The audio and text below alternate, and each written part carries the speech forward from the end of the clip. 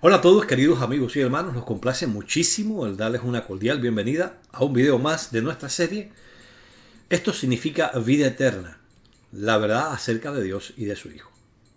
En los dos videos anteriores que hemos compartido con ustedes estuvimos examinando la respuesta a la pregunta de si los testigos de Jehová son politeístas por haber traducido Juan 1.1 y la palabra era un Dios.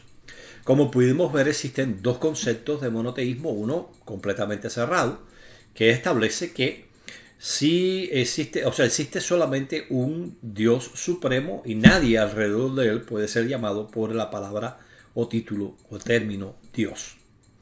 Un concepto mucho más abierto es el que establece que hay un Dios supremo, el Altísimo sobre todos, y que este ser supremo rige la voluntad de otros seres divinos, llamados dioses también, pero que se encuentran junto a él, bajo él, pero no iguales a él.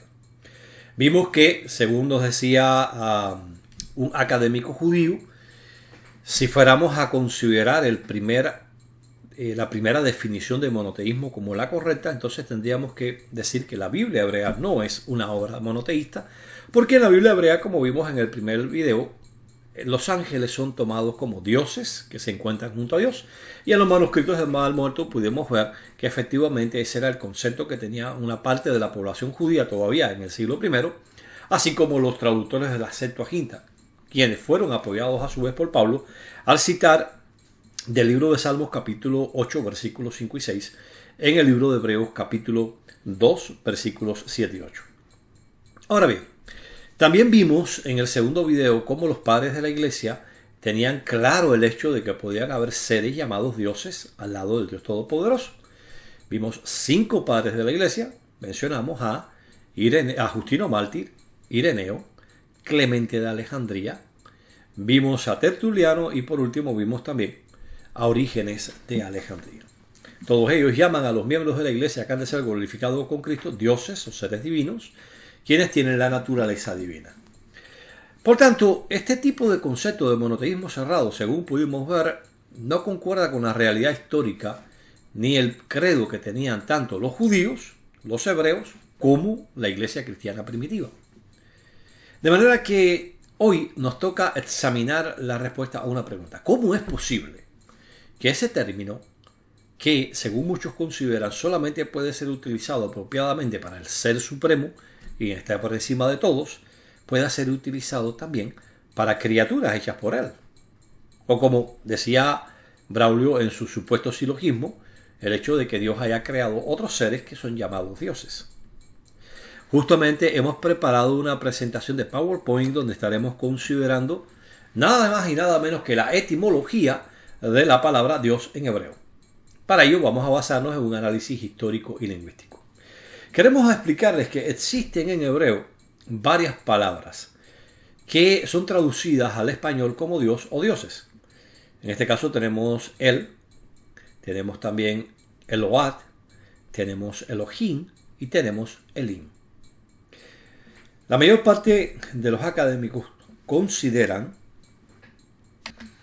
que la palabra El es la palabra fundamental de la cual derivan las otras, es decir, Elohim, Elim, Eloat. Ahora, ¿qué significado etimológico tiene? ¿Cómo se utilizó históricamente en la Biblia la palabra El, es decir, la palabra principal para Dios en las Escrituras, de la cual se derivan las otras? Bueno, eso es lo que nos proponemos examinar con ustedes. Para poder poner en contexto todo este asunto, queremos indicar lo que los testigos de Jehová creían en su inicio. Estamos hablando de lo que ellos publicaron sobre su punto de vista acerca de Juan 1.1 y la palabra Dios en el idioma hebreo. Para ello vamos a comenzar auxiliándonos de la Atalaya del 15 de abril de 1893. En el volumen número 14 tenemos el artículo La palabra era un Dios.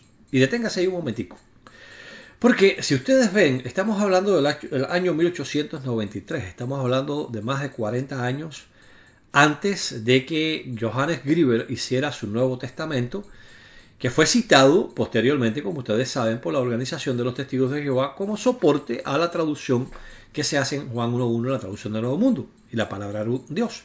Pero noten que 40 años antes de que Greaver hiciera su Nuevo Testamento, su traducción, aquí en la Atalaya se está dando una traducción de Juan 1.1 que nada tiene que ver, notemos esto, con que Greaver la haya usado, sino que fue usada por los testigos de Jehová mucho antes que Greaver. Dice aquí, en el principio era la palabra, y la palabra era con el Dios, y la palabra era un Dios. Notemos lo que aquí nos está diciendo este artículo.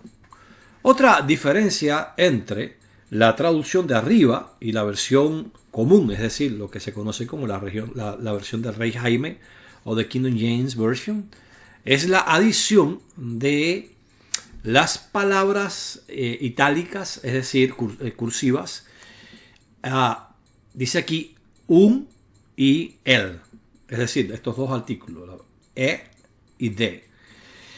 Estas son suplidas a fin de poder dar al lector el verdadero sentido del texto griego. Notemos esto.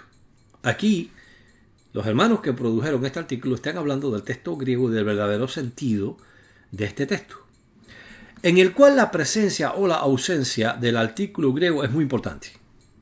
Y esto cuando estemos considerando en el próximo video el tema de Orígenes de Alejandría y el primer comentario de Juan 1.1 que tenemos dentro de la historia del cristianismo, vamos a poder ver que él hace un énfasis tremendo a este asunto y muestra que Juan, al no usar el artículo indefinido, sabía lo que estaba haciendo. De modo que ellos dicen para suplir, o estos son suplidos a fin de dar al lector el verdadero sentido del texto griego, en el cual la presencia o ausencia del artículo griego es muy importante. En la traducción de arriba, the, es decir, el, representa el artículo, mientras que a, es decir, un, muestra que el artículo no se encuentra. Es decir, ellos dicen, en el principio era la palabra y la palabra era el Dios. ¿Por qué? Porque había un artículo delante de esta frase aquí. Y el Dios era y la palabra era un Dios. Ahora, ¿por qué esto es tan importante? Me gustaría considerar con ustedes este punto muy, muy cuidadosamente, porque volvemos a decir, y esto no nos vamos a espaciar hoy en ello, pronto, si Jehová lo permite, vamos a estar teniendo una conversación con Carlos Blanco de un canal evangelista. Vamos a estar considerando el tema de si la traducción del Nuevo Mundo es un plagio realizado por el comité de traducción de la versión de Johannes Greaver, o si en realidad esta traducción fue una traducción genuina y que nada tiene que ver con Johannes Greaver en su traducción. De hecho, déjeme, para aquellos que están siguiendo de cerca, ya tuvimos un video sobre ese tema y mostramos el hecho de que citar de un espiritista, como vimos Pablo lo hizo, no nos convierte en espiritistas. Yo he comprado las dos ediciones del Nuevo Testamento de Greaver, 1937 y 1980. Para los apóstatas, queremos decirles, los días de su calumnia, si Jehová lo permite, están contados. Porque vamos a desenmascararles a ustedes y vamos a mostrar con el favor de Jehová cómo ustedes han torcido este asunto de una manera deshonesta, con el objetivo exclusivamente de engañar a las personas. Así que Denis, Winston Medina, Braulio, que recientemente lo utilizó, y todos aquellos que utilizan la calumnia de Johannes Greaver, si Jehová lo permite, pronto vamos a estar viendo elementos que los van a desenmascarar a ustedes de una manera muy clara como calumniadores e individuos deshonestos. Pero ahora, este artículo de la Atalaya que está aquí, de por suyo, nos muestra claramente que los testigos de Jehová tenían este entendimiento sobre Juan 1.1 mucho antes de que Johannes Greaver siquiera pensara en traducir el Nuevo Testamento, unas 4 décadas antes. ¿Cómo podían los testigos de Jehová tener ese punto de vista? ¿Cómo es posible que no cayeran en politeísmo, no pensaran en politeísmo? Bueno, pues aquí tenemos la Atalaya de abril de 1882, página 3. Notemos que estamos hablando del tercer año de haberse empezado a producir la revista La Atalaya. Y noten acá, específicamente, en esta línea de aquí dice, la palabra Dios significa alguien poderoso. pero no siempre el Todopoderoso. La palabra Dios significa, noten esto, significa poderoso, pero no siempre el Todopoderoso. Esta es la traducción de cada una de las 4 palabras hebreas. El, Elá, Elohim. Ellos dicen aquí Adonai. Bueno, aquí evidentemente, en ese momento Adonai era visto por algunos como una palabra que se podía traducir como Dios. No es así. En el hebreo no significa eso. Ahí hay un error evidentemente. Pero debemos tener presente que en ese momento los testigos de Jehová apenas estaban comenzando a comprender muchas de estas cosas, porque Russell se encontraba justamente al comienzo de su análisis de la palabra de Dios. En realidad, la otra palabra es Elim. Ahora, todas ellas significan, noten esto, poderoso o grande. Este es noten esto, nombre general, comúnmente y propiamente aplicado a nuestro Padre Celestial, así como al Señor Jesús, a los ángeles y a los seres humanos. Y aquí se menciona Deuteronomio 17, Génesis 32, Jueces 13, Jeremías 16, Éxodo 7:1, donde recordarán que Jehová dijo a Moisés: yo te he hecho Dios para Faraón. Y aquí se está mostrando claramente que la palabra Dios en hebreo, o las palabras que envuelven Dios en hebreo, todas ellas tienen un significado relacionado con ser poderoso, ser alguien grande, es decir, alguien de una autoridad superior. Por tanto, se puede hablar de otros dioses al lado del Creador sin caer en politeísmo, porque se está hablando de seres que ostentan poder y autoridad, que puede ser en diversos grados. La autoridad y el poder está dada en diversos grados. No es lo mismo, por ejemplo, Moisés, quien hizo efectivamente grandes obras, pero si lo comparamos con la autoridad de esos seres espirituales llamados ángeles, y que son llamados en las escrituras Elohim, evidentemente el grado en el que Moisés puede ser llamado Elohim es inferior al grado en que puede serlo un ángel.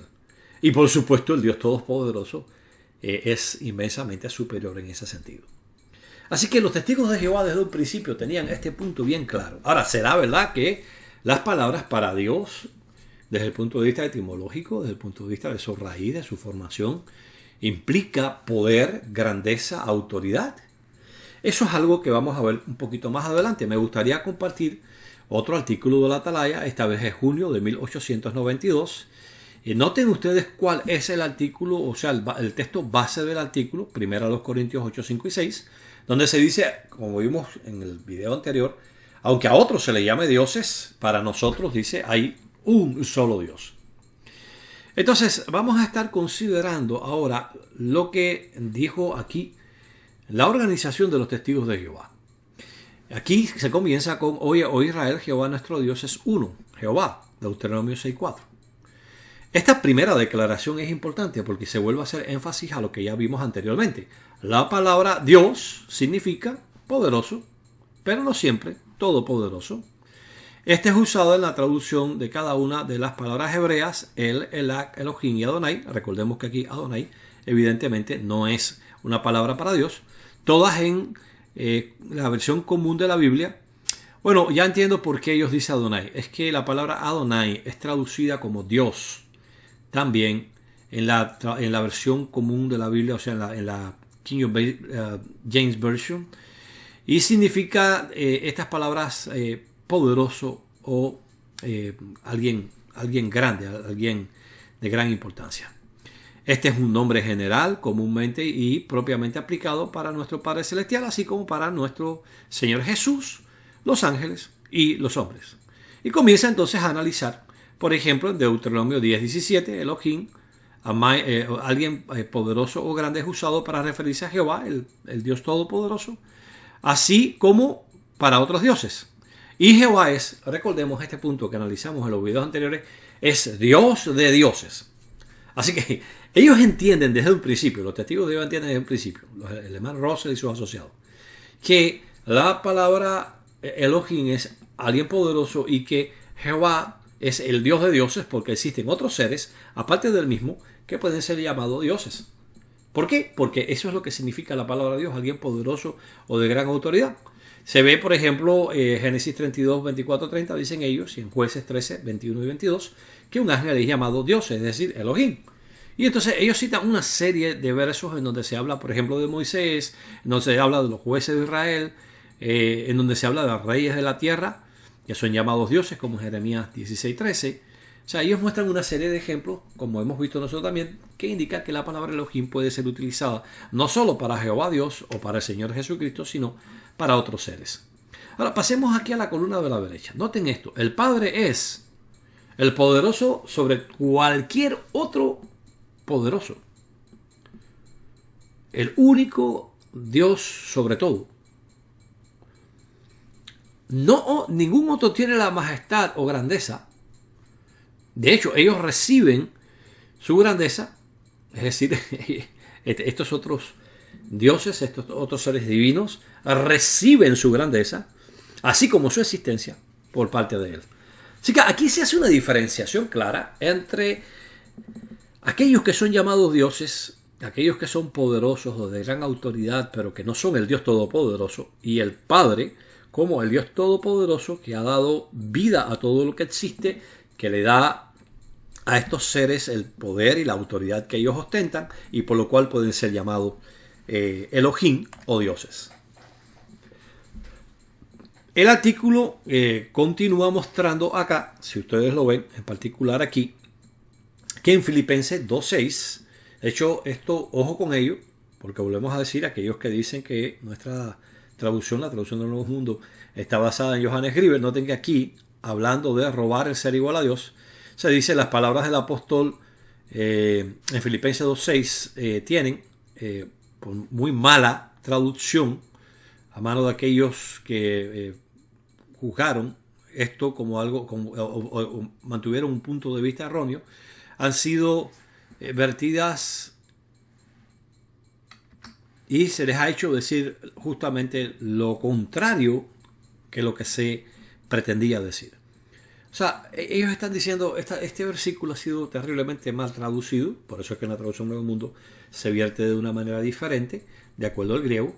Pero la parte que nos interesa ahora aquí, esto lo mencionamos como un elemento que demuestra que esa acusación de que toda nuestra traducción es un fraude y que la traducción no está basada en Johannes Grieber es una tremenda mentira. Mucho antes de que Johannes Grieber hiciera su traducción, nosotros ya veíamos claramente en el griego algunos problemas con estos textos, pero aquí dice en el número de junio de 1892, en el cual este tema, este tópico fue examinado mucho más exhaustivamente, nosotros mostramos que el significado de la palabra Dios es alguien poderoso. Nosotros tenemos instancias en las cuales la misma palabra, en hebreo El y Elohim, es usada cuando se refiere a grandes hombres o ángeles. Y nuestro Señor puede ser reverenciado con el título poderoso o muy grande. Es decir, ellos dicen, hey, mira, que se use el término Seos para Cristo, se utiliza el término Elohim para Cristo, no compromete el hecho de que el Padre sea el único Dios, porque esta palabra es utilizada, significa poderoso, es utilizada para ángeles y para seres humanos con grandeza. ¿Qué nos muestra todo esto que hemos visto hasta aquí? Bueno, todo esto nos muestra a nosotros que los testigos de Jehová desde sus mismos inicios tenían muy claro la tremenda diferencia entre el Dios Todopoderoso y aquellos que son llamados dioses. Que son dioses porque son poderosos, porque son seres de gran autoridad otorgada por Dios, habiendo sido ellos creados y dependientes de Dios y por tanto inferiores a Él. Esto por tanto no compromete para nada el monoteísmo bíblico. Como pudimos ver en el caso de los hebreos, eso era así. Como pudimos ver en el caso de los padres de la iglesia, en los escritos que no han sido, en algunos casos, torcidos, porque, como vuelvo a decirle, y después les voy a hablar un poquito sobre ello. Lamentablemente, los escritos de la iglesia han sido, en el copiar y copiar, torcidos intencionalmente para incluir la doctrina tardía de la iglesia católica dentro de estos escritos y así autenticar esta doctrina. Ahora, de verdad se puede comprobar este punto de vista que los testigos de Jehová tenían en sus mismos inicios de que la palabra Dios, la etimología de la palabra Dios es fuerte, poderoso, de gran autoridad. Eso es lo que pretendemos examinar con ustedes hoy. Y para ello vamos a comenzar con el Ancient Hebrew Lexicon of the Bible. O sea, el léxico hebreo antiguo de la Biblia, o del hebreo antiguo de la Biblia. Y dice aquí, Hebrew letters, words and root defined, o sea, las palabras o las letras hebreas, las palabras y las raíces definidas within their ancient cultural context, o sea, dentro de su contexto cultural antiguo, por Jeff A. Benner. Este es un léxico muy interesante. ¿Por qué? Porque hablando de él, y él lo pone aquí como al, se puede ver que en la más antigua grafía de esta palabra, y de ello vamos a estar hablando un poquitico ahora y vamos a espaciar un poco en el término histórico, se representaba con la cabeza de un toro y con el báculo o el bastón de un pastor. ¿Qué dice este individuo acerca de esta representación temprana en escritos semíticos de la palabra él? Noten ustedes que él comienza aquí mostrándonos que este toro, esta cabeza de toro, representa fortaleza, strength. Ellos dicen el pictograma de la cabeza del toro que ven aquí ustedes es una imagen de la cabeza de un toro y también representa su fortaleza.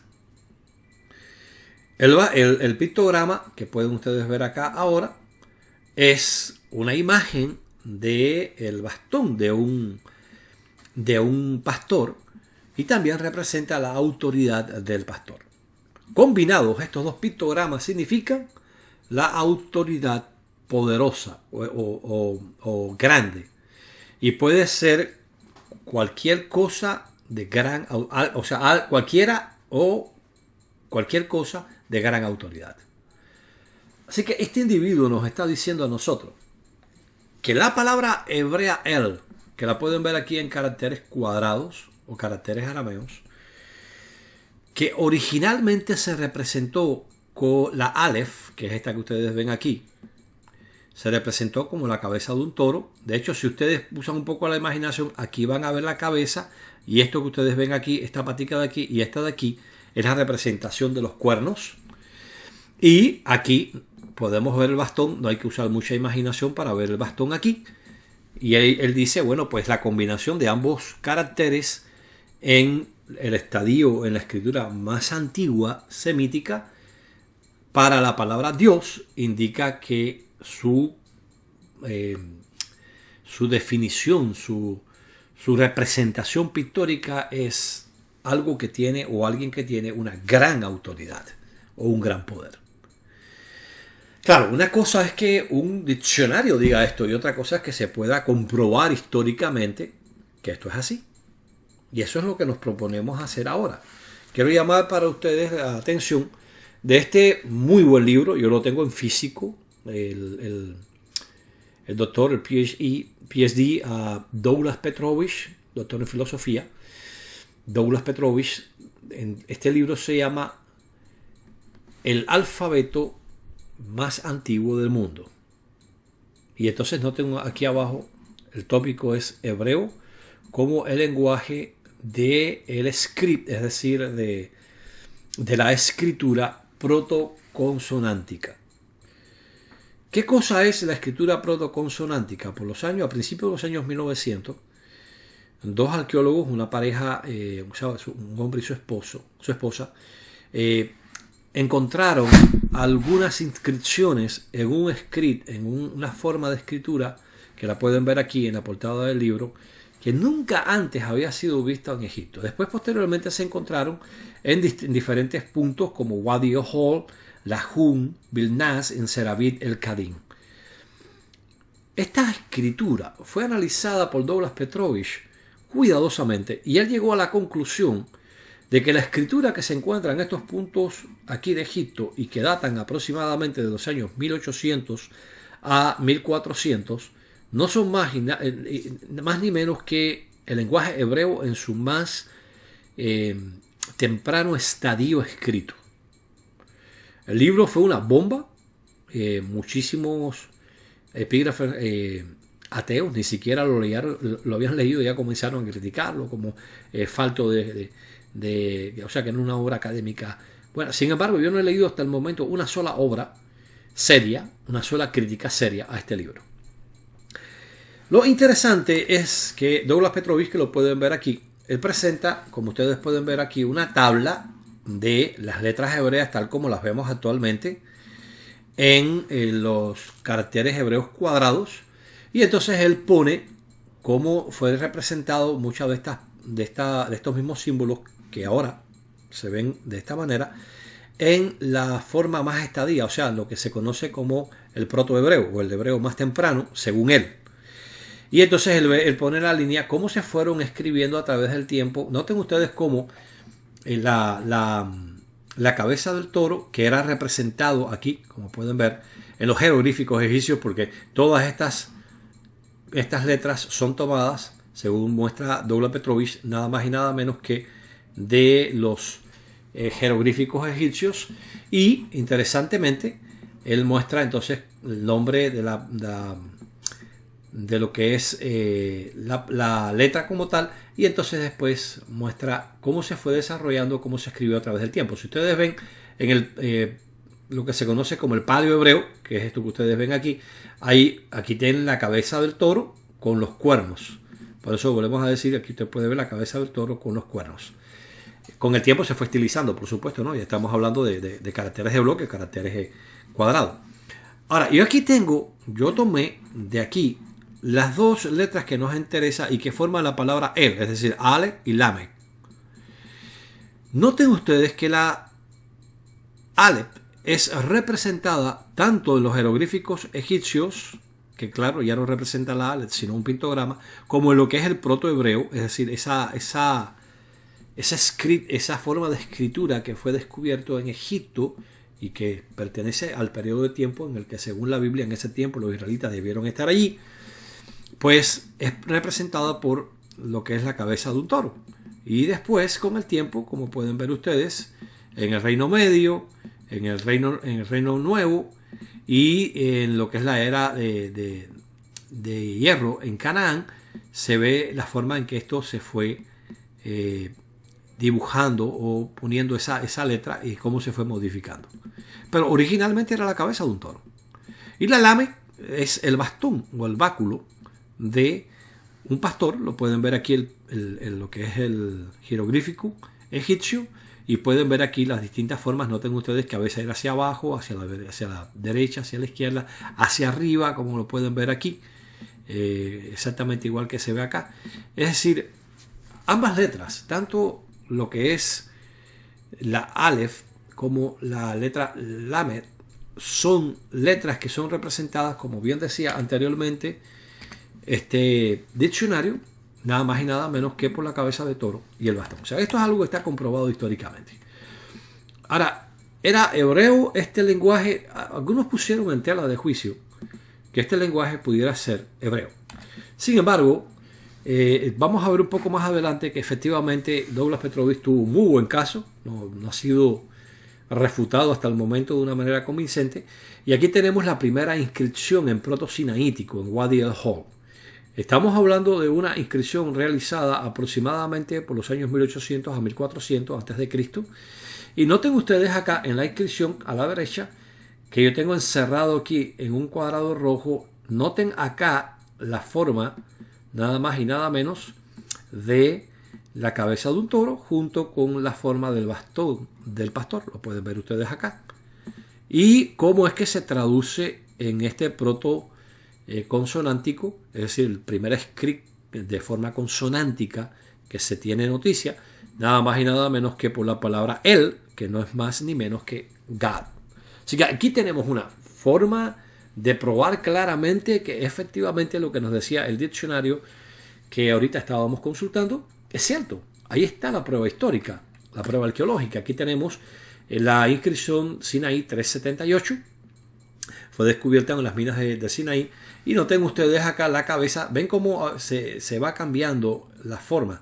La cabeza del toro con sus cuernos, que es la Aleph, y el bastón del pastor, que es la Lamec, como es traducido como Dios. Lamentablemente está fragmentaria, como ustedes pueden ver. Y aquí Douglas Petrovich dice él, es decir, esta palabra es la palabra semítica que es utilizada tanto para el nombre genérico de Dios, es decir, para decir deidad, para decir Dios, o para indicar una específica deidad. En el Oriente, él comúnmente se refería a la deidad suprema, al rey de los dioses, y Moisés empleó este término para el Dios de Israel. ¿Por qué yo les comparto esto a ustedes? Es para que ustedes puedan ver que la base que se tiene para entender que la palabra Dios es alguien poderoso, como vamos a estar viendo que muchísimos diccionarios, tanto de hebreo como diccionarios de la Biblia, reconocen abiertamente, es sólida. Es históricamente demostrable. Aquí tenemos esta inscripción donde aparece, como pueden ver aquí, esta es la inscripción como tal, aquí tiene la transcripción. Déjame explicarle un detalle. La transcripción no es más que pasar a una forma visible, una inscripción en piedra o en un manuscrito. Y aquí tenemos dos evidencias arqueológicas tempranas. Estamos hablando del año cerca del 1480 antes de nuestra era, más o menos. Y esto fue la dinastía 18 egipcia. Y ahí en Egipto se pueden encontrar dos testimonios de que la palabra Dios, él, la palabra más temprana, de la cual después todo parece indicarse, deriva Elohim, Eloat, Elim, que es la forma plural de él, pues evidentemente sí. Era representado por la cabeza de un toro y por el báculo o el bastón de un pastor. ¿Y por qué esto? Porque bueno, tengamos presente que, como se ha dicho bien por algunos académicos, difícilmente el toro que existía en Palestina no es el toro común que nosotros conocemos, es un toro muy parecido al bisonte, no en su aspecto físico, sino en su tamaño. Y algunos han dicho, difícilmente un israelita pudiera haberse encontrado con un animal más poderoso que este. Por tanto, está muy bien para ilustrar el poder que Dios tiene, y por eso se utiliza la cabeza del toro y, por supuesto, el bastón de un pastor, con lo cual él pastorea, con lo cual él dirige, con lo cual él corrige a sus ovejas, pues ahí se puede ver también representación de autoridad. Por tanto, básicamente es un apoyo muy sólido desde el punto de vista histórico, por eso decíamos que es un análisis histórico-lingüístico. Comenzamos con la parte histórica, pero la parte lingüística la vamos a estar viendo ahorita. Ahora, ¿será que Douglas Petrovich interpreta estas cosas correctamente? ¿Será que de verdad esto es hebreo? ¿Será que de verdad él fue utilizado allá en Egipto como el término Dios para el Dios Todopoderoso por los israelitas? Muchos ateos han puesto esto en duda, pero recientemente se encontró en el monte Ebal este altar que ustedes ven aquí. Y es interesante que está en el monte Ebal. Si ustedes ven aquí hay una rampa de subida, no hay escalones, sino que esto era una rampa plana en armonía con la instrucción que Dios le dio a Israel de que los altares no podían ser excavados en rocas, sino hechos de rocas pintadas de cal. Y además tenía que tener una rampa de subida al altar, no podía tener escalones. Y en Josué, capítulo 8, versículo 30, la Reina Valera actualizada dice: entonces Josué edificó en el monte Ebal un altar a Jehová, Dios de Israel. Y muchos arqueólogos que han excavado este altar han llegado a la conclusión que este es el mismo altar de Josué. Ahora, hay dos aspectos que yo quiero considerar con ustedes, para que ustedes puedan ver que Douglas Petrovich no está equivocado, ¿no? Estamos mostrando que las pruebas históricas de que estas inscripciones que se encontraron allá, que están reconocidas hasta el momento en que Douglas Petrovich descubrió que es el hebreo, está reconocida como una escritura semítica. O sea, de eso sí no hay ninguna duda, ¿no? Pero Douglas Petrovich trata de demostrar que es el hebreo. Y aquí dice en Deuteronomio 27:2, noten esto: sucederá el día que crucéis el Jordán hacia la tierra que Jehová tu Dios os da, Jehová tu Dios, que os levantaréis piedras grandes, las cuales recubriréis con cal, y entonces se dice que habría de hacerse un altar. Y cuando se habla de esto, también se dice, noten que es el mismo capítulo 27, se dice y una parte de Israel estaría en el monte Gerizim para pronunciar la bendición sobre Israel. Pero aquí dice, y estos estarán en el monte Ebal para producir la maldición. Y entonces se dice que las tribus Rubén, Gad, Aser, Zabulón, Dan y Neftalí. Y ustedes dirán, bueno, ¿qué tiene que ver todo esto con lo que estamos considerando? Recordemos, no se pierda en el trayecto, ¿no? Aquí tenemos un caso muy sólido de que este altar era el altar que Josué construyó según estos arqueólogos. Interesante porque eso prueba, sin lugar a dudas, el hecho de que Josué fue un personaje de la historia real y que los israelitas entraron y efectivamente allí en Ebal hicieron un altar. Pero noten ustedes esta expresión, en el monte Ebal para pronunciar la maldición. ¿Y por qué? Porque justo aquí se descubre algo, recientemente en marzo se dio a conocer, que ha dejado al mundo académico patas arriba. ¿Qué es? No es nada más y nada menos que, como pueden ver, unas tablillas de plomo en donde con un escáner, tengo entendido que hay infrarrojo, pudieron observar una inscripción. Noten que es muy pequeña. Se encuentra ahí justamente en la excavación que se hace en lo que es todo el desecho que se fue sacando en la excavación.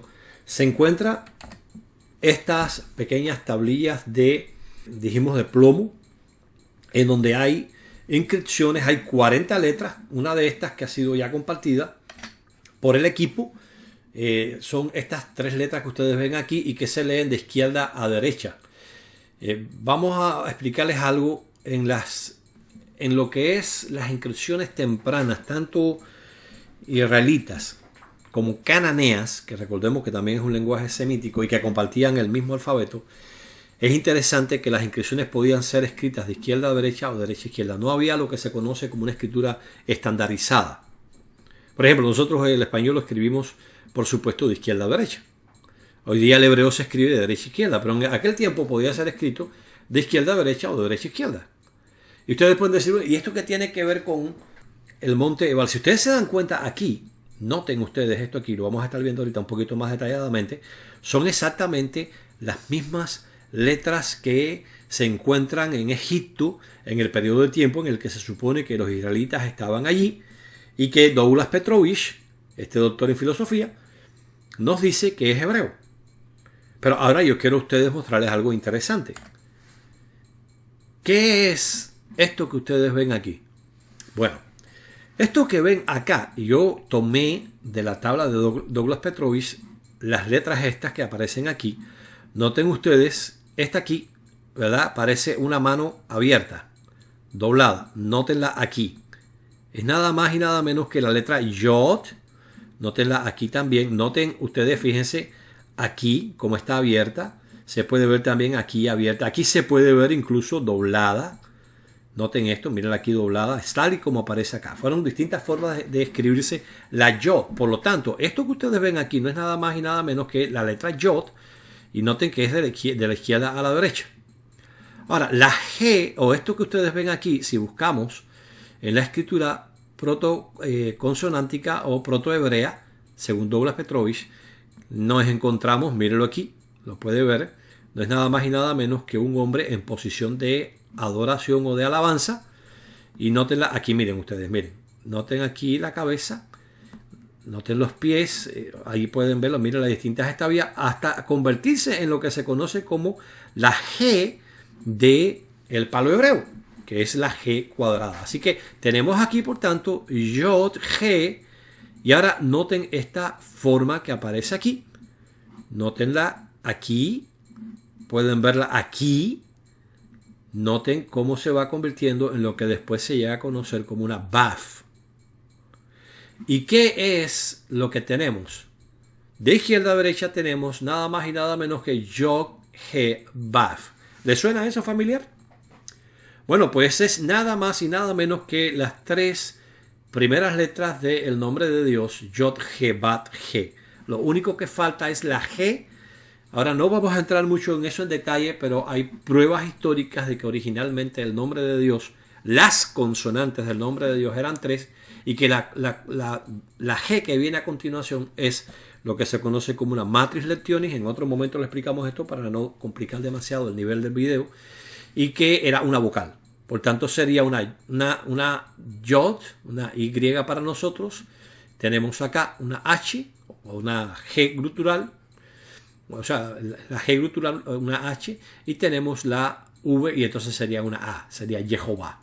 Esto escrito de izquierda a derecha. Ahora, en hebreo moderno se escribiría Yod He Vav, de derecha a izquierda. Ahí tiene la prueba histórica de que el mismo script que aparece allá, un poquito más atrás, ¿verdad? Aquí. Este mismo script que aparece aquí y que es presentado por Douglas Petrovich acá, punto por punto, letra hebrea por letra hebrea contra los jeroglíficos egipcios y contra lo que es la escritura protoconsonantal. Es exactamente la que se encuentra aquí en el monte Ebal. Y lo interesante es que esto es nada más y nada menos que el nombre de Jehová. Pero el próximo dato que le queremos dar es algo que va a dejarnos en shock. ¿Por qué? ¿Se recuerda que para qué se dijo que debía reunirse Israel en el monte Ebal? Volvamos, dice, y esto estarán en el monte Ebal para pronunciar la maldición.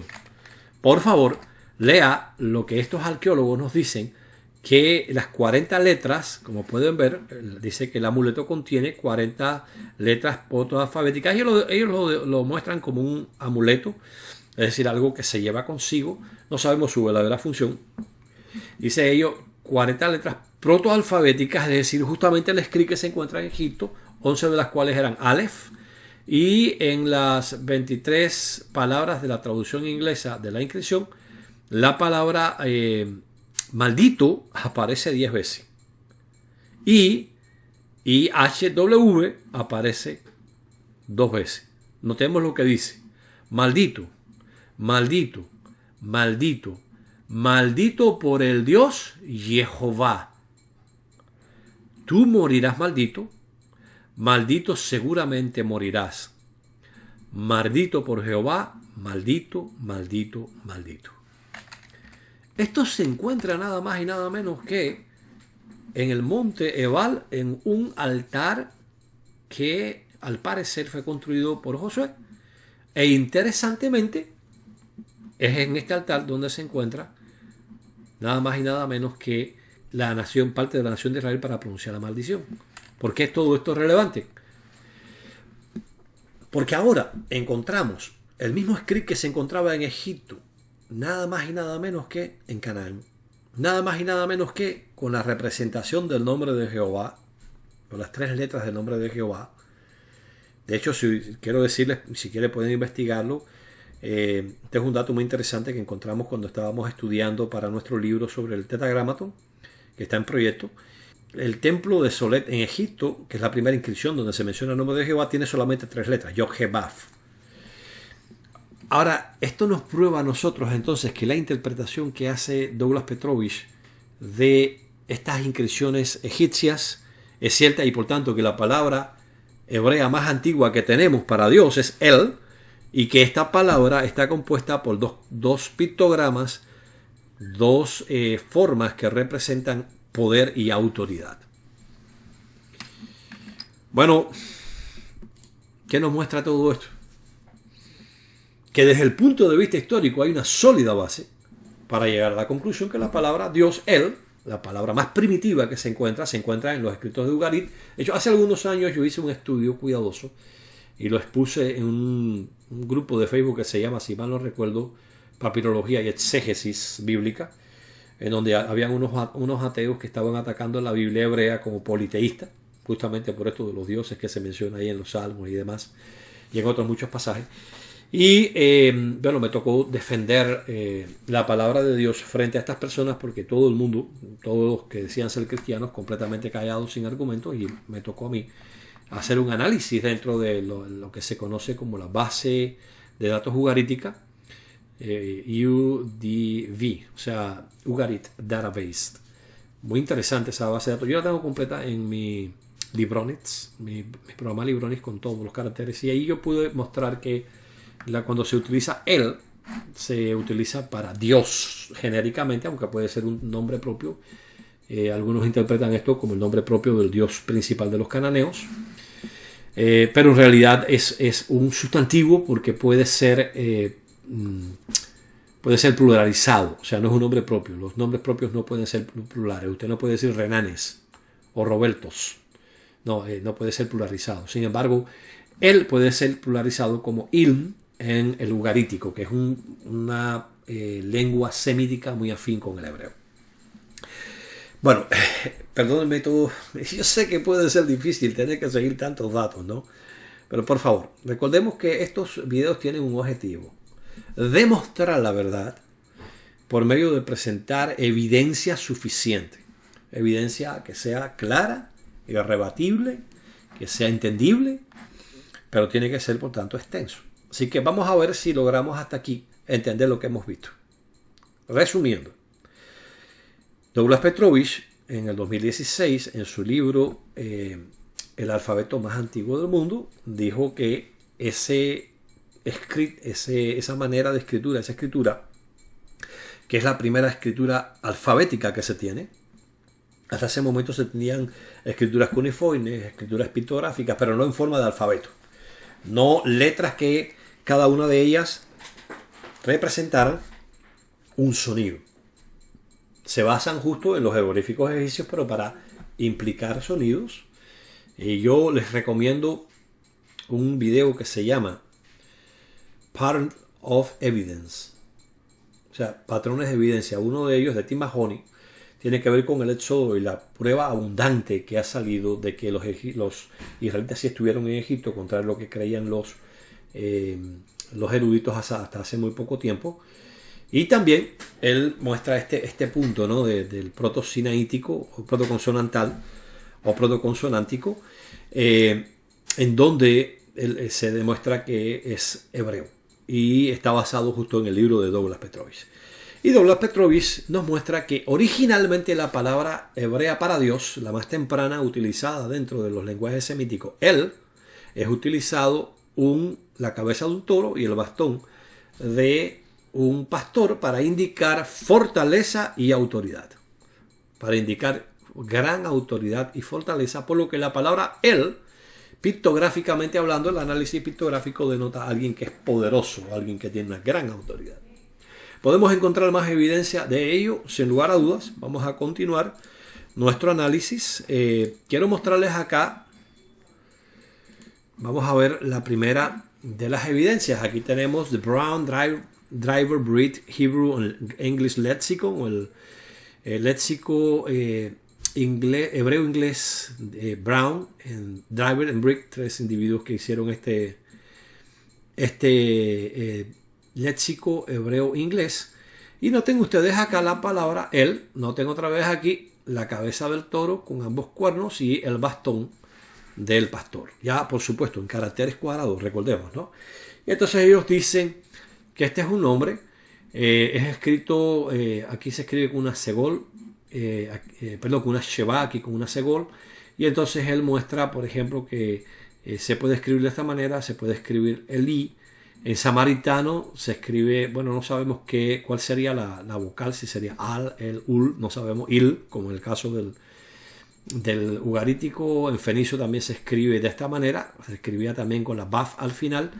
En el samaritano sabiano también se escribe de esta manera. Noten ustedes que los distintos lenguajes semíticos antiguos comparten el mismo término para la palabra Dios. Y vamos a ver la definición que ellos dan. Dice Dios. O sea, la palabra él significa básicamente Dios. Es el término del cual se traduce Dios. Pero, y noten esto, con varias aplicaciones subordinadas para expresar la idea de poder, de fortaleza. Y es aplicada a hombres de gran poder y de rango. Tienes caso de Ezequiel 31:11. Puede ser utilizada el in, que en este caso es plural, es el plural de él, y sería en este caso hombres poderosos, como Job 41:17. Puede ser utilizada para indicar héroes poderosos, como ven aquí, sería Eli Giborín, o sea, dioses poderosos o héroes poderosos de Ezequiel 32:31. Y entonces ellos muestran claramente que el significado principal, en que es utilizado es Dios, pero el significado principal, la idea que expresa en muchas aplicaciones subordinadas, vamos a estarla viendo ahorita, es simplemente poder. Es decir, alguien que es poderoso y puede ser utilizada tanto para hombres aquí, como lo pueden ver, que son seres poderosos. Aquí tenemos una obra que en lo personal me gusta mucho, Theological World Book of the Old Testament. Es de 2 tomos, yo lo conseguí en un solo tomo, toda la obra en PDF. Y noten que cuando ellos están considerando las distintas palabras hebreas que se utilizan para Dios, llegamos a la palabra Él. Recordemos, ¿por qué nos enfocamos en Él? Porque parece ser que es la raíz de Elohim, de Eloah, y por supuesto lo es de Elim, porque es el plural de Él. Es decir, cuando vamos a decir dioses, no decimos Él, decimos Elim. Y lo interesante de esto es cómo ellos definen lo que significa la palabra Él. Dice, es Dios. Puede ser el Dios supremo, puede ser un Dios cualquiera, puede ser alguien poderoso, puede significar fortaleza. Y aquí tenemos nada más y nada menos que una definición que nos indica claramente la relación que existe entre el significado de la palabra Él, que ya vimos que está compuesta por 2 pictogramas que resaltan pudiéramos decir, la fortaleza y la autoridad, el poder que envuelve el ser Dios, el ser alguien con autoridad y poder. Y también entonces podemos verlo en esta obra que ellos también lo reconocen de esa manera. Ahora, este es un diccionario hebreo un poco más moderno por James Swanson, que es el diccionario de lenguajes bíblicos, en este caso el hebreo del Antiguo Testamento. Lo tengo solamente en mi programa de investigación bíblica Libronix. Y aquí pueden ver que la palabra Él significa Dios y es un título para el Dios verdadero con énfasis en el poder o en la fortaleza y el poder de Dios. Interesante. Aquí se nos está diciendo claramente, fíjense, claramente, que la palabra Dios tiene el enfoque en el poder y fortaleza. Ahora, es justo utilizado para indicar poder, hablando de cosas majestuosas, y se pone el caso, por ejemplo, pudiéramos decir, de las montañas de él, es decir, las montañas poderosas, los cedros de él, es decir, los cedros poderosos, y que se encuentran en estos versos que aquí se mencionan. También se dice que es alguien poderoso, una persona con fortaleza, que es fuerte y que es capaz y por tanto es un líder o es prominente, y se nota el caso de Job 41:17 que ahorita estábamos mencionando. Significa grandeza, el estado de un estatus alto. O sea, aquí Swanson nos está diciendo, ok, él tiene la connotación de poder, de autoridad, etc. Tenemos ahora The Theological Dictionary of the Old Testament. Y ellos dicen, ¿cuál es la etimología de él? Y ellos nos dan 2 posibles etimologías. La primera, al parecer la que ellos dan por más sólida, dice, de las muchas etimologías de él que han sido ofrecidas por los académicos, 2 parecen más probables de sobrevivir. Una propuesta es que se deriva él de una raíz ul, significando ser poderoso o ser preeminente. Y lo interesante es que él dice, bueno, esta palabra conforma el mismo patrón del participio estativo de la palabra, por ejemplo, mit, que puede ser met, ip, et, en ugarítico, ip. Es decir, él dice, bueno, esto sería algo lógico porque tenemos acá que efectivamente hay un patrón de declinación de esta palabra que puede ser encontrada en otras palabras que también son similares ahí. Entonces él dice, tal etimología podría explicar la variedad de derivativos, especialmente en hebreo y en árabe. Él dice, bueno, uno debe, sin embargo, dejar saber aquí, no obstante, que algunas de estos derivativos de las raíces putativas coinciden en forma, o ninguna de estas raíces derivadas putativas coincide en forma o significado con otras ramas del semítico. O sea, esta forma de utilizarse el, por ejemplo, les voy a poner un ejemplo sencillo, un poco más adelante creo que, si no me equivoco, en la presentación lo vamos a estar viendo. Cuando ustedes recordarán, por ejemplo, que cuando Jacob huye de su suegro Labán, Labán le dice: yo tengo en mi mano poder para hacerte daño, pero Dios me ha dicho que no te haga daño. La expresión hebrea literalmente es: tengo él en mi mano. O sea, tengo Dios, él en mi mano. Claro, aquí se está utilizando la palabra él, Dios, en sentido figurado, en un sentido como dice aquí. Esta etimología explicaría la variedad de derivaciones que existen, de usos de derivaciones que existen, en hebreo especialmente y en árabe. Porque en este caso tenemos que él, Dios, es utilizado específicamente para poder. Lo cual nos indica otra vez lo que decía la Atalaya, allá en los años 1800. La palabra Dios significa alguien poderoso, alguien con autoridad. Y hemos podido ver cómo efectivamente la forma pictográfica original así lo indica, pero además la etimología propiamente, el uso que se le da a esta palabra, indica, según todos estos eruditos, que la palabra Dios significa alguien poderoso o alguien de gran autoridad. Y uno comienza aquí a entender por qué entonces se puede hablar de dioses al lado de Dios. Porque se está hablando de seres poderosos, pero no poderosos en el mismo sentido que el Creador. Y esto, por tanto, no nos lleva a ninguna definición de politeísmo. ¿Entendemos el punto? Vamos a continuar hacia adelante ahora con The Interpreter's Dictionary of the Bible. Noten aquí el, noten la Aleph y la Lamek. Este es el nombre genérico semítico para Dios o deidad. Aparece en acadio, en la forma de Ilu. Noten que es muy similar. Y es encontrado de igual manera en otros lenguajes semíticos como el fenicio y el árabe del sur. Aunque la derivación de la palabra es incierta, aparentemente su raíz significa poder. Un significado que es preservado, noten ahora aquí, en las expresiones idiomáticas tales como las montañas de El, que aparece en Salmos 36:6, o las montañas poderosas en la King James Version, los cedros de El, es decir, los cedros poderosos. Y aquí vamos a ver lo que les decía ahorita.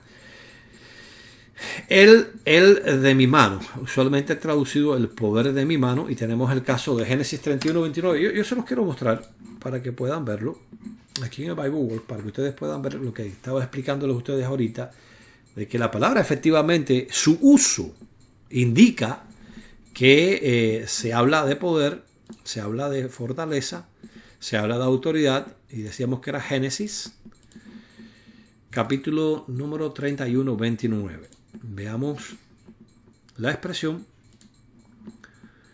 que aparece en hebreo. Nótenlo aquí. Aquí está. Existe, es decir, yesh, existe. Y ahora noten ustedes acá la preposición que indicaría en este caso algo que pertenece. O sea, existe algo, o sea, un Dios que me pertenece, y aquí viene la palabra mano. En la mano mía. En otras palabras, lo que está diciendo, yo tengo un Dios en mi mano. Yo puedo haberte hecho daño. Y fíjense cómo lo traduce la Reina Valera actualizada. Yo tengo poder para haceros mal. ¿Qué palabra aparece aquí? Nótenlo ustedes al final de este cuadro gris que aparece cuando yo me sitúo. El Dios. Entonces, ¿qué quiere decir con esto Labán? Bueno, que él tiene poder, que él tiene autoridad para hacerle dar mal a Jacob. Pero bueno, Dios mismo le dijo, no, mira, oye, no vayas a hacerle daño porque yo estoy protegiéndolo a él. Pero ahí tienes un caso de por qué nos está diciendo acá este diccionario que hay formas idiomáticas o expresiones idiomáticas que evidentemente denotan que esta palabra su significado etimológico, su significado original es poder. Y continúa diciendo, básicamente la palabra designa el poder divino que llena al hombre. O sea, aquí nos está diciendo claramente, esto es algo que implica poder, que implica autoridad. Continuamos hacia adelante ahora con el nuevo diccionario ilustrado de la Biblia de Winston Nelson. Bajo nombres de Dios, ellos dicen el nombre Elohim, traducido en nuestras versiones a veces por Dios y otras por Señor, viene de una raíz que significa poder y se refiere a todo lo divino. Interesante. Y entonces hay un dato aquí que quisiera compartir con ustedes. Se usa el plural Elohim para referirse al Dios de Israel, no por resabios politeístas, como dicen algunos, ni en directa referencia a la Trinidad, como dicen otros, sino para intensificar o reforzar la idea expresada, la plenitud de Dios. Algunos le llaman Elohim, que es un plural para Dios y que se deriva de él. Le llaman un plural de majestad. Y yo prefiero la expresión que utilizan algunos académicos y que sería en este caso más bien un plural de intensidad. Es como el superlativo, o sea, es un superlativo, por así decirlo, una intensificación. Por tanto, cuando se dice Elohim para un solo ser, se está diciendo eres Dios en un grado supremo, en un grado, no digamos supremo, sino superlativo. Entonces, aquí este diccionario, por cierto, trinitario, nada tiene que ver con los testigos de Jehová, reconoce el hecho que la Atalaya mencionaba y por la cual se podía hablar de alguien más aparte de Jehová como Dios. Este gran diccionario enciclopédico de la Biblia, de Alfonso Ropero, otro académico que no es testigo de Jehová, bajo la entrada Dios dice etimología y uso. La palabra genérica para Dios en hebreo deriva de la raíz aul, recordemos que ya esto lo habíamos visto, ser fuerte, de donde el nombre primitivo, volvemos aquí, fíjense, porque mostramos hasta dónde se remonta la palabra el allá en Egipto, la palabra hebrea, la palabra semítica el allá en Egipto, porque es la palabra primitiva de la cual se derivan todas las demás palabras, como en este caso Elohim y Eloah. Entonces dice el nombre primitivo el, o sea, ese nombre se deriva de aul, ser fuerte. Los términos semíticos correspondientes son al o alá en árabe. Cuando usted oye decir a alguien Alá, está diciendo simplemente Dios. Y el ojo en siriaco, el ojilak. Noten que en samaritano tiene el mismo significado que en el hebreo, poderoso. Noten este punto. Es la misma palabra. Es un condado en cada idioma. Pero aquí nos está diciendo claramente que incluso en samaritano significa simplemente poderoso. Y es el en fenicio. Entonces, interesantemente, este hombre reconoce también que la palabra él significa simple y llanamente ser fuerte o ser poderoso. Baker Encyclopedia of the Bible, volumen 1, por Walter A. Ewell, o sea, la enciclopedia de la Biblia Baker. Interesante lo que dice aquí esta enciclopedia, bajo los nombres de Dios, él y los nombres relacionados. Él y los nombres relacionados, volvemos a decir, porque él es la forma primitiva. Recordemos, estamos hablando, para que entendamos bien este punto, de esa misma forma que encontramos allá en el proto-sinaítico, en el script protoconsonantal, el primer script que se encuentra alfabético. Esta enciclopedia dice, el nombre él, la palabra él, es encontrada sobre 200 veces en la Biblia hebrea y es mejor traducida como Dios. El término él tiene un número de posibles significados. La raíz que se piensa por algunos que es ul, la cual significa ser el primero o ser poderoso.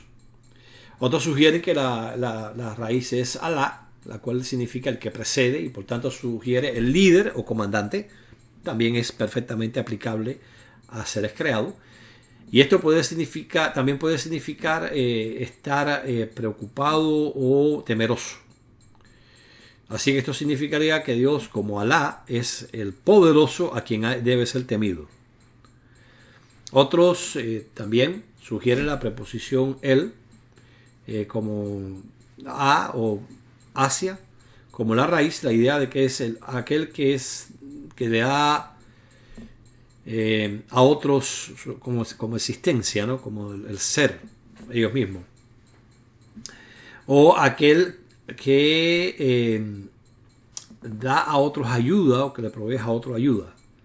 Algunos académicos sugieren que la palabra alin puede significar el unir y debería ser considerada como una raíz también, que es el poderoso que une y permanece con firme control. Común a todas estas 4 raíces sugeridas o significados sugeridos es la idea de poder o de fortaleza, poder y de suprema excelencia y podríamos decir superioridad. O sea, cualquiera de estas formas etimológicas, de estas etimologías, de estos significados etimológicos de la palabra él, todas ellas siguen teniendo el significado principal de poder, de fortaleza, de suprema excelencia o grandeza. Bueno, este es un diccionario católico, el diccionario de la Biblia por H. Ag, Eiven Denbourg y Serafín Dausejo. Aquí nos dice que él, en hebreo, él, en ugarítico, il, acadio, ilu, árabe, ilá, la denominación semítica más antigua para Dios. Ya vimos ya cuán antigua es. Les vuelvo a decir, yo sé que estuvo un poco complejo el seguir la disertación. Por favor, regresen el video y vuelvan a ver y vuelvan a ver hasta que lo entiendan. Si tienen alguna duda adicional, pueden abordarme y yo les puedo dar una explicación un poco más detallada. Debe entenderse que, bueno, obviamente aquí no puedo explayar tanto como quisiera. Son muchas vertientes que este punto tiene. Y dice, especialmente difundida en la región idiomática acadia y cananea. El significado original es incierto, casi siempre se deriva la palabra de ul, ser fuerte, estar delante, o sea, poder. La magnificencia, la superioridad es lo que define ante todo el carácter de una divinidad semítica. O sea que estamos viendo ahora eruditos católicos definiendo la palabra él. Coinciden con el mismo significado que habíamos visto en el primer diccionario que consideramos. Bueno, tenemos el Harper's Bible Dictionary y aquí nos dice, bajo la entrada a Dios, en los libros más tempranos del Antiguo Testamento, algunas palabras son utilizadas para designar a Dios, entre ellas el o Elohim, indicando poder vital. Indicando poder vital. La palabra es usada para la primera narración de la creación. Tenemos aquí el diccionario ilustrado de la Biblia de Davids. Bajo Dios dice, en el Antiguo Testamento la palabra, la cual es la palabra que en turno representa, es decir, que representa a Dios, tiene como el primer significado la idea de poder. Otra vez volvemos a ver que esta palabra de Dios, él, su significado principal es poder.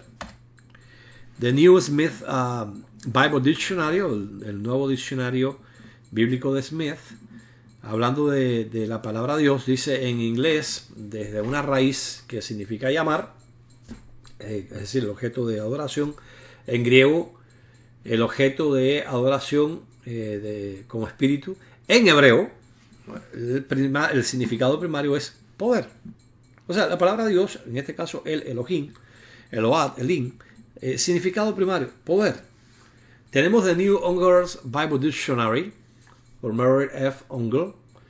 Y ahora, bajo la entrada de Dios, dice de los dos esenciales y personales nombres de Dios en hebreo, en las escrituras hebreas, son Elohim y Jehová, más correctamente Yahweh, dice ellos. El primero, es decir, Elohim, llamando la atención a la plenitud del poder divino. O sea, Elohim llama la atención a poder, al poder de Dios. The New Westminster Dictionary of the Bible dice, en el Antiguo Testamento la palabra hebrea para Dios tiene como su significado primario la idea de poder, es decir, comparece con él y Elohim. Así que evidentemente estamos viendo que ellos también están de acuerdo. Aquí tenemos la famosa enciclopedia de Matt Clinton y Strong, Aquí nos dice Dios, por el mismo, la misma raíz sajona de bueno, es la expresión bellísima de la divinidad divina como un atributo principal del término más general para la deidad y que corresponde casi invariablemente a dos palabras hebreas, ambas desde la forma común aul o ul, es decir, ser poderoso. Y entonces, bueno, se dice que de las palabras más simples, él es la más primitiva, algo que ya hemos comprobado, ¿verdad? Tenemos el diccionario bíblico ilustrado de Holzman. Él es un término genérico, dicen ellos aquí abajo, para Dios o deidad. Aparece en otros idiomas antiguos aparte del hebreo. Se pueden observar similitudes con la actual palabra árabe para Dios, al o Alá. Él alude a un poder asombroso que instila a la humanidad temor o reverencia misteriosos. Tenemos el diccionario de la Santa Biblia. Si no me equivoco, es un diccionario que es bautista. Dice, en nuestras escrituras Dios es la traducción de varias palabras hebreas y griegas. Él, el poderoso. Y entonces cita algunos de los versículos. Y Elohim, que es la forma plural de Eloah. Como ya les dije, muchos eruditos consideran que ambas formas vienen de él, porque él es la forma más antigua, y como pueden ver, tanto Eloah tiene la raíz él, como Elohim tiene la raíz él. Pero el punto es, aquí él es definido por este diccionario como aquel que es poderoso. The Easton Bible Dictionary dice Dios, y entonces dice el nombre de el ser divino, y este es vertido del hebreo él, de una palabra que significa ser poderoso.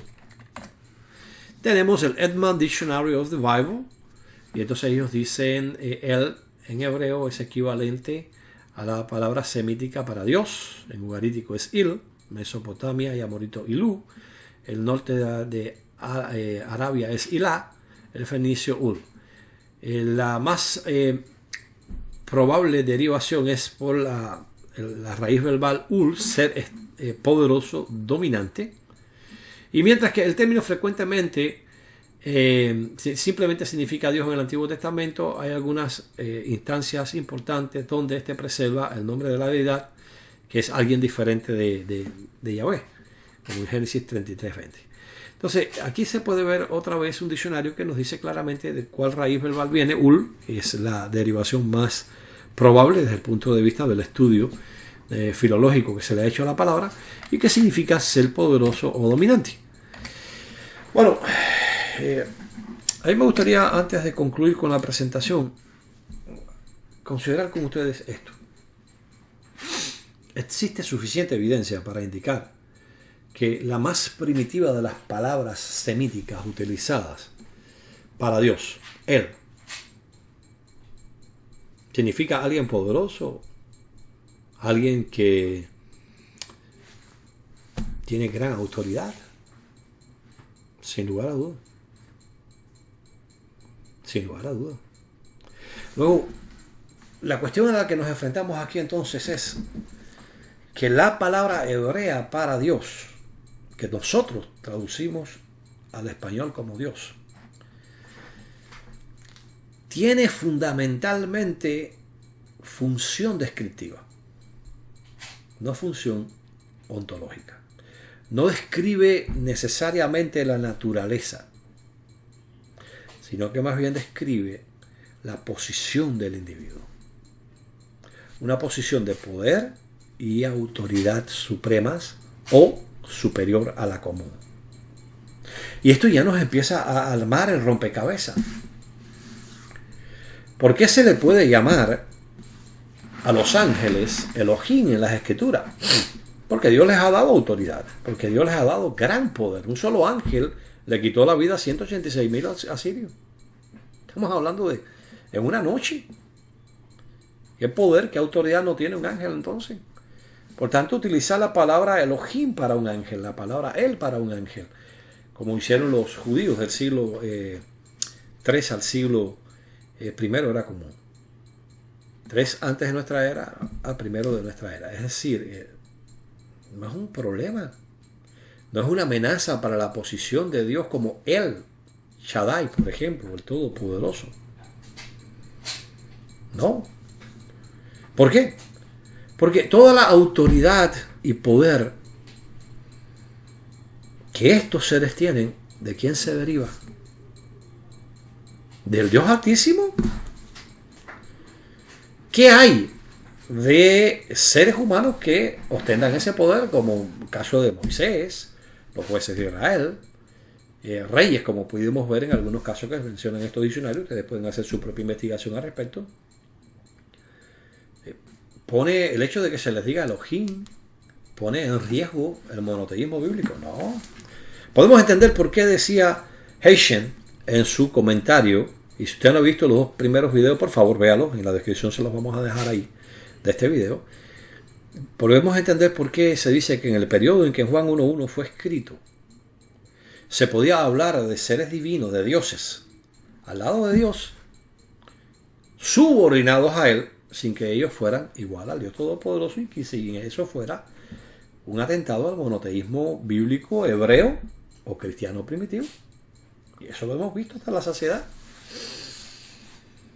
Entonces, evidentemente aquí tenemos una evidencia clara de por qué se le puede decir, simplemente porque es que ese término lo que indica es la funcionalidad del individuo en virtud de su poder y su autoridad. Y esto es algo que puede tener grados. Es un término que implica la posibilidad de grados de aplicación. Tiene Moisés como Elohim en Éxodo 7.1 la misma autoridad que los ángeles en el libro de Salmos 8. No, si el mismo libro de Salmos dice que los seres humanos, no importa cuán exaltados sean aquí en la tierra, incluyendo al Señor Jesucristo cuando estuvo en la tierra, sin importar que se les llame Elohim, son inferiores a los ángeles, porque dice, los has hecho inferiores a los dioses, refiriéndose a los ángeles, como ya hemos visto en los videos anteriores. Por tanto, Moisés y un ángel tienen un grado de aplicación del término Elohim totalmente diferente. Por eso Cristo lo dice a los judíos: oye, un momentico, espérate. La ley de ustedes dice, y no puede ser anulada, que aquellos contra quienes vino la palabra de Dios fueron llamados dioses. Yo dije, ustedes son dioses, hijos del Altísimo. Y aquel a quien Dios ha enviado y ha santificado, ustedes le dicen blasfemas porque dije, soy hijo de Dios. O sea, no dijo yo soy Dios, y porque soy hijo de Dios. Ya vimos que si implicamos que Cristo es Dios porque es hijo de Dios, podemos decir lo mismo de los ángeles. Entonces aquí empezamos a perfilar que hablar de un Dios al lado de Dios, de un Dios creado por Dios, no es un disparate. Por tanto, cuando Isaías dice, antes de mí no ha sido formado Dios alguno y continuó o continuará sin que lo sea, se está refiriendo a igualdad con Dios. Igualdad con Dios. Ningún Dios igual al Todopoderoso existe. Ahí sí se pondría en grave peligro el concepto del monoteísmo. Pero noten ustedes qué lucidez mental tenían Russell y sus asociados. Mucho antes de que Johannes Greber, posiblemente no, haya sido sacerdote, de que hiciera su Nuevo Testamento. Ellos tenían claro el concepto de Juan 1.1 en el sentido de que Cristo es alguien poderoso que se encontraba con el Todopoderoso, pero que al mismo tiempo es inferior a Dios. Al mismo tiempo su poder depende de Dios. Él lo dice claramente, vez tras vez Él lo dice. De hecho, en el libro de los Hechos, las Escrituras dicen que Él pudo sanar a los oprimidos por el diablo, no porque Él era Dios, sino porque Dios estaba con Él. Entonces, podemos ver ahora un cuadro completo. Estos eran los datos que Braulio de la Torre no quería que ustedes supieran. No quería que se mostraran durante nuestro análisis. Claro, en un análisis de ese tipo no hubiéramos tenido el tiempo para explayarnos y dar una disertación con la que hemos dado en estos 3 videos. Son más de 3 horas de disertación con pruebas palpables. Cuando yo le digo a ustedes que la palabra Él es la más antigua de las palabras semíticas utilizadas para la deidad, para Dios, se los acabo de demostrar ahí con pruebas arqueológicas convincentes. Pero Braulio no podía permitir que esto se analizara en un debate porque iba a quedar totalmente desacreditado. Por eso que ustedes ven que no ha asomado más la cabeza. No ha dado respuesta a ninguno de los videos de las acusaciones que yo le he hecho porque es que no tiene base para ello. Entonces, en conclusión, ¿qué podemos afirmar? Bueno, volvamos otra vez acá a la presentación y yo les quiero volver a mostrar esta diapositiva. El artículo de Jehovah's Witnesses in Jesus Christ, o sea, los testigos de Jehová y Jesucristo, página 75. Bruce Meyer dijo, aún más pernicioso en el mismo verso es la traducción y la palabra era un Dios, con la siguiente nota a pie de página, un Dios. En contraste con el Dios, ¿no? Dice la nota a pie de página. Ahora dice Meyer, y ha sido citado incontablemente en contra nuestra. Debe decirse francamente que si los testigos de Jehová toman esta traducción seriamente, ellos son politeístas. Pero, estimado hermano o amigo trinitario que ha seguido el desarrollo de estos tres programas, a la luz de lo que hemos considerado, ¿de verdad la traducción un Dios nos haría politeístas? Si usted afirma eso, tenemos entonces que condenar a los escritores de la Biblia hebrea, porque llamaron a los ángeles dioses.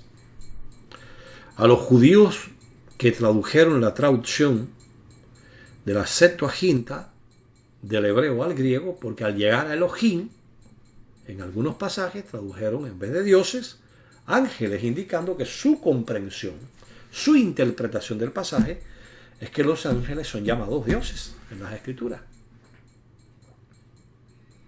Tendríamos que llegar a la conclusión que los judíos que siguieron esa tradición en la comunidad del Corán entre el siglo II y el siglo I hasta el año 70 era común, eran politeístas porque hablaban de los ángeles como seres espirituales divinos, dioses del conocimiento, dioses santos, según se le dice, dioses vivientes, que alaban, exaltan al Dios supremo, al Dios de dioses.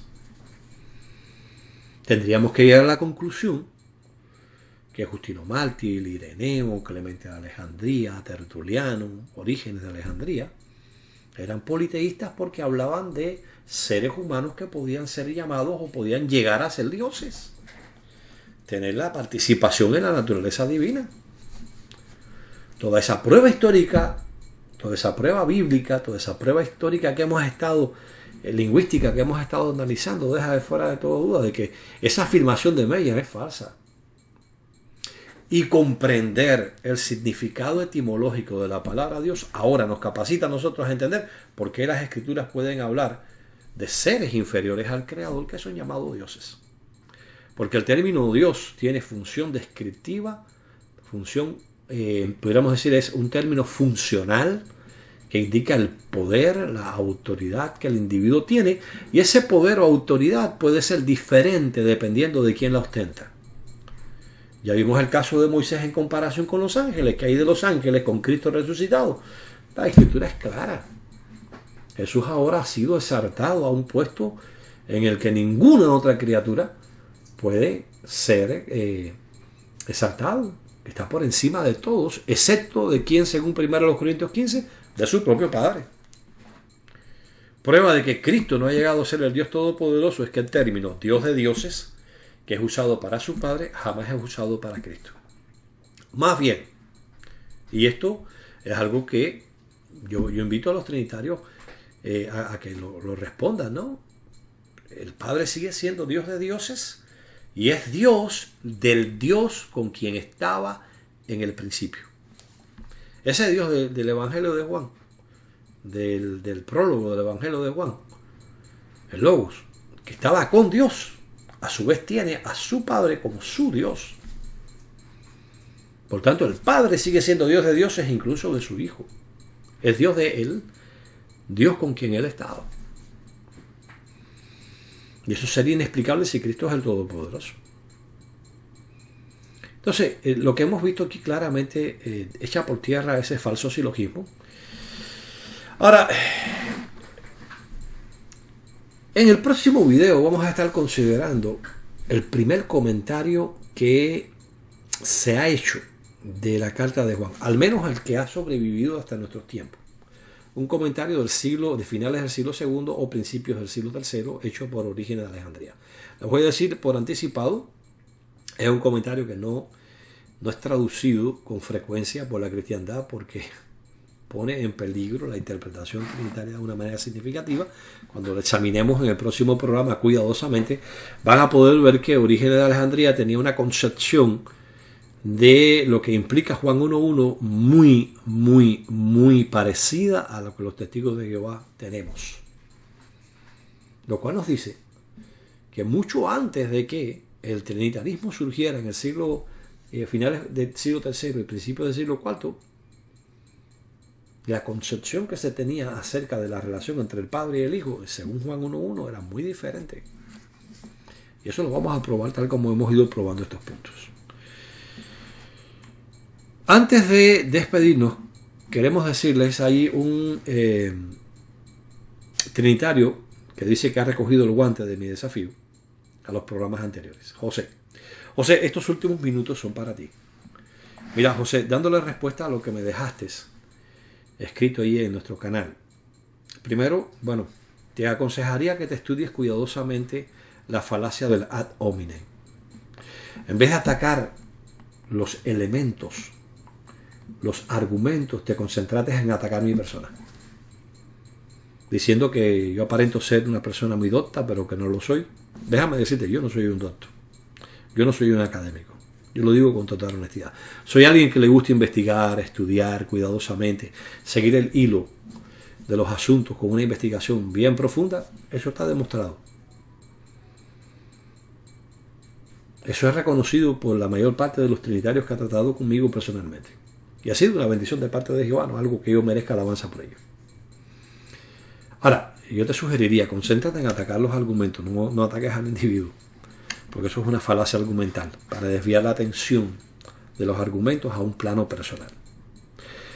Te invito a que veas cuidadosamente los 3 videos. Yo he hecho una serie de preguntas a los trinitarios en estos videos.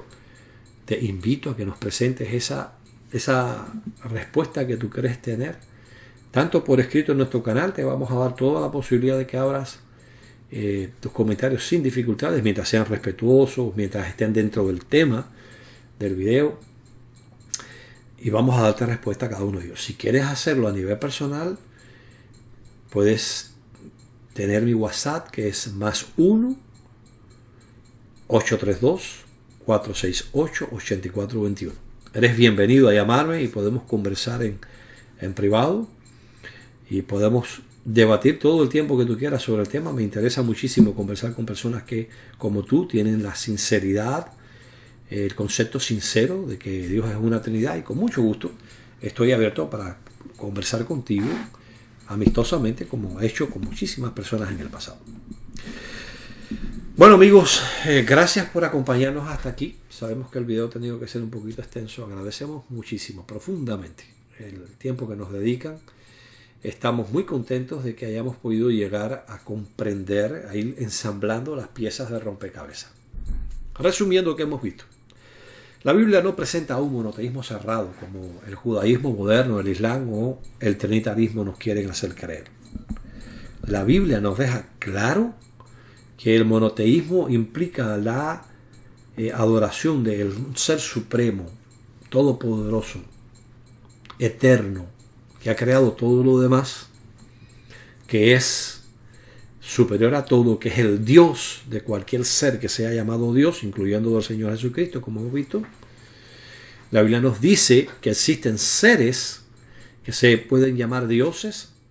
Vimos eso en el caso de los judíos, vimos eso en el caso de los padres de la iglesia, y hoy hemos examinado y hemos probado hasta la saciedad, en base a lo que los mismos académicos nos dicen, muchos de ellos trinitarios, que la palabra primitiva para Dios, Él, que aparece desde el tiempo de que los israelitas estaban en Egipto, allá, en estos 4 puntos de Egipto, donde se encontró esta escritura protoconsonantal, que ahora ha sido encontrada en territorio israelita, nada más y nada menos que con el nombre de Dios, el Dios de Israel, Jehová, Yod-He-Vav, escrito.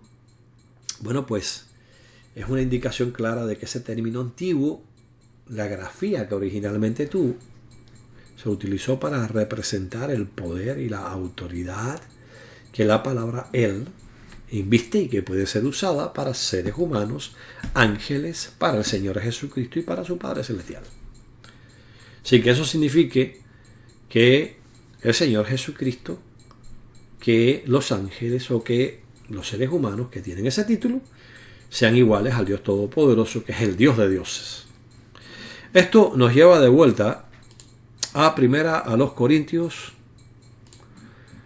capítulo 8, versículos 5 y 6, con lo que queremos cerrar. Dijo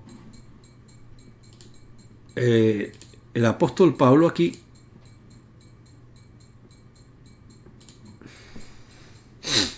porque aunque sea verdad que algunos son llamados dioses, sea en el cielo o en la tierra, como hay muchos dioses y muchos señores, noten eso, como hay muchos dioses y muchos señores, dice Pablo ahora en el versículo 6, para nosotros, sin embargo, para nosotros hay un solo Dios.